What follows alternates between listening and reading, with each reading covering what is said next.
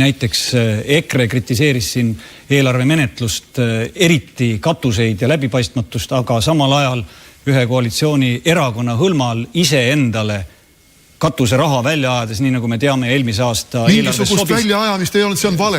See on totaalne vale. Ei, ma segan vahele, sest sa valetad. Ei ole vale. Ja absoluutselt valetad. Teie lasite põhja selle, et tõstetakse opositsiooni katuserahasid. Ja nüüd süüdistate meid selles, et me leppisime kokku, et me ikkagi neid katuserahasid juurde saame. Ärge ajagi jama. Ja katuserahad on kõige läbipaistvamad rahad üldse. Te võite kõik näha, kellele, kui palju, mille eest need rahad lähevad. Ei maksa sellist valet ajada. Helir, ära valeta, ma ei lase sul rääkida. Ära valeta. Head külalised.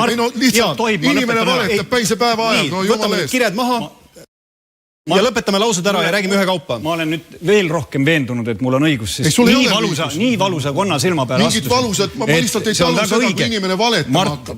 Sa valetasid muide ka kaitsekulude kohta. Valetasid küll. Nii et kui me siin ikkagi valetamisest räägime, siis IRL-i pale. Te olete kahe suure erakonna esimehed. Säilitagem kultuuri Eesti Rahvusringhäälingu otse-eetris. Ja punkt, lõpetame selle teema menetlemise. Lubage, ma lõpetan oma lause. Ei luba, te ei allu saate. No ei saa niimoodi, et ma ei saa lauset lõpetada.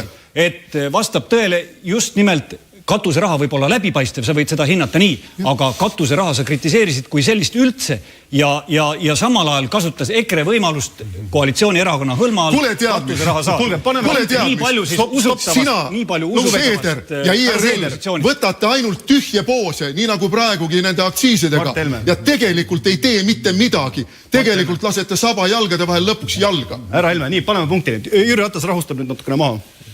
Ma tänan, et ma tahaks tulla tagasi